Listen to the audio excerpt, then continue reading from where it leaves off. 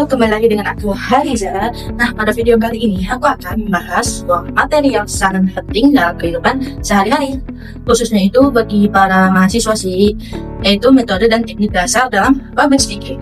Nah, dalam video ini aku akan menjelaskan beberapa hal penting nih, yaitu mengenai metode dalam public speaking, terus teknik dasar public speaking, cara mengatasi rasa gugup, serta bagaimana sih mengelola bahasa tubuh saat berbicara di depan umum.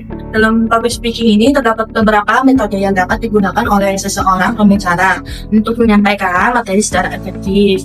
Nah, di metode ini membantu pembicara agar penyampaian materi ini menjadi lebih terstruktur dan mudah dipahami oleh audiensnya. Nah, metode yang pertama itu ada metode manuskrip. Nah, metode manuskrip ini adalah metode berbicara dengan cara membaca naskah yang telah dipersiapkan sebelumnya secara lengkap. Nah, metode ini biasanya digunakan dalam acara-acara formal seperti pidato resmi, terus pidato kenegaraan atau kegiatan yang membutuhkan ketepatan kata. Kelebihan dari metode manuskrip ini adalah isi pembicaraan menjadi lebih terstruktur dan kecil kemungkinan terjadi kesalahan dalam penyampaian informasi. Nah, namun dari metode ini juga memiliki beberapa kekurangan. Salah satunya itu pembicara terlihat kurang natural karena terlalu fokus membaca teks. Jadi selain itu interaksi dengan audiensnya juga menjadi lebih terbatas. Nah, oleh karena itu, jika menggunakan metode ini, pembicara tetap harus berusaha menjaga kontak mata dan ekspresi agar komunikasi dengan audiens tetap terjalin. Nah, metode kedua ini ada metode hafalan atau memory test. Nah, dalam metode ini pembicara menghafalkan materi yang akan disampaikan sehingga ketika berbicara tidak perlu membaca naskah lagi. Nah, di dalam metode ini sering digunakan dalam kegiatan seperti lomba pidato, terus ceramah atau presentasi, dan tentunya membutuhkan penyampaian yang lancar dan terstruktur. Nah, kelebihan dari metode ini adalah berbicara terlihat lebih percaya diri karena tidak bergantung dengan teks. Penyampaian juga terlihat lebih lancar. Namun kelemahan dalam metode ini, apabila pembicara lupa pada satu bagian materi aja, maka hal ini juga dapat mengganggu alur pembicaraannya. Nah, oleh karena itu, metode hafalan ini membutuhkan latihan yang cukup agar materi benar-benar dikuasai dengan baik. Nah, metode berikutnya itu ada metode spontan atau impromptu.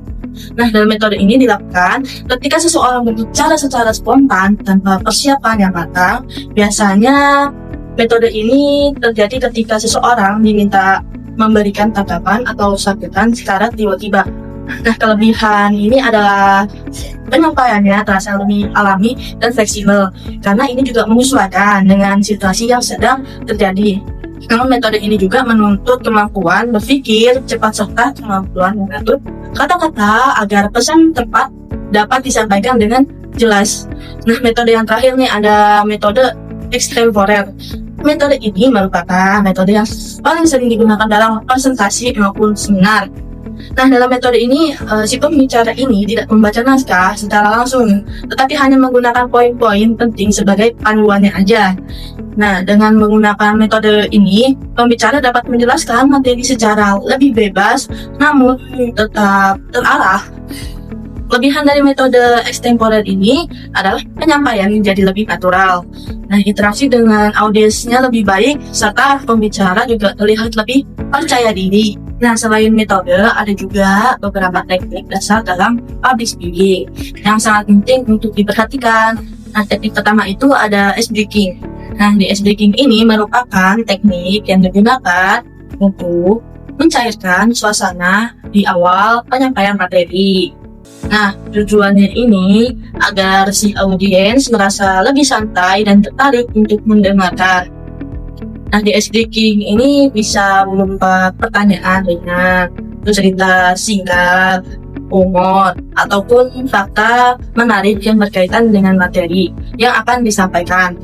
Nah, dengan adanya ice breaking ini, audiens akan menjadi lebih fokus dan siap menerima informasi yang akan diberikan. Nah, selanjutnya itu ada teknik vokal. Nah, di teknik vokal ini sangat penting nih karena berkaitan dengan bagaimana suara pembicara dapat didengar dan dipahami oleh audiensnya. Nah, beberapa hal yang perlu diperhatikan dalam teknik vokal. Nah, yang pertama itu ada teknik pernapasan. Pernapasan yang baik akan membantu si pembicara berbicara dengan lebih stabil dan tidak mudah kehabisan nafas. Nah, yang selanjutnya itu ada teknik volume suara. Volume suara ini juga harus cukup jelas sehingga dapat didengar oleh seluruh audiensnya. Terus selanjutnya ada intonasi. Nah, di intonasi ini merupakan naik turunnya nada suara ketika berbicara. Nah, di intonasi ini yang baik akan membuat penyampaian materi ini menjadi lebih menarik dan tidak monoton. Selain itu, ada beberapa teknik yang perlu diperhatikan ketika berbicara di depanmu. Yang pertama itu ada pembicara perlu mengenali audiens yang akan mendengarkan materi tersebut. Nah, yang kedua itu ada pembicara ini harus mengatur waktu penyampaian materi agar tidak terlalu lama atau terlalu singkat. Nah, yang ketiga itu membuat poin-poin utama dari materi agar pembahasan tetap terarah. Yang keempat itu menggunakan pembukaan yang menarik agar si audiensnya ini tertarik untuk mendengarkan. Nah, yang kelima itu ada melakukan interaksi dengan audiensnya seperti memberikan pertanyaan atau meminta pendapat. Nah, dengan menerapkan teknik-teknik seperti ini, proses komunikasi antara pembicara dan audiens ini akan menjadi lebih efektif. Nah, banyak orang merasa gugup ketika harus berbicara di depan umum. Hal ini sebenarnya merupakan hal yang sangat wajar. Namun rasa gugup ini dapat diatasi dengan beberapa cara. Yang pertama, mempersiapkan materi dengan baik sebelum tampil. Yang kedua adalah berpikir positif terhadap kemampuan diri sendiri. Yang ketiga adalah mengatur pernapasan agar tubuh ini menjadi lebih rileks. Dan yang keempat, melakukan latihan sebelum presentasi. Nah, ini agar lebih terbiasa aja berbicara di depan orang banyak. Nah, dengan persiapan yang baik, rasa gugup ini akan berkurang dan pembicara ini dapat tampil dengan lebih percaya diri. Nah, dalam public speaking, bahasa tubuh juga memiliki peranan yang sangat penting karena dapat memperkuat pesan yang disampaikan. Beberapa hal yang perlu diperhatikan dalam bahasa tubuh antara lainnya yaitu berdiri dengan postur tubuh yang tegap, terus melakukan kontak mata dengan audiensnya.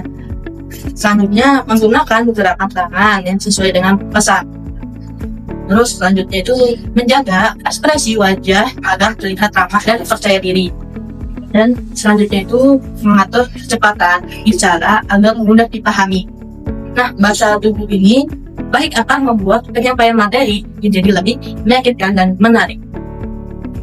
Nah, dari pembahasan yang telah dijelaskan dapat disimpulkan bahwa public speaking merupakan keterampilan yang sangat penting dalam kehidupan sehari-hari maupun dalam yang profesional juga. Nah, untuk menjadi pembicara yang baik, seorang perlu memahami berbagai metode public speaking, terus teknik dasar penyampaian materi, terus cara mengatasi rasa gugup, serta kemampuan mengolah bahasa tubuh. Nah, dengan latihan yang terus-menerus dan persiapan yang baik, kemampuan public speaking ini dapat berkembang dan menjadi lebih efektif. Nah, semoga penjelasan dalam video ini dapat menambah wawasan dan membantu kita semua untuk menjadi pembicara yang lebih percaya diri dan memberkati. Terima kasih sudah menonton video aku dari awal hingga akhir. Jangan lupa like, comment, dan subscribe untuk video selanjutnya. Bye.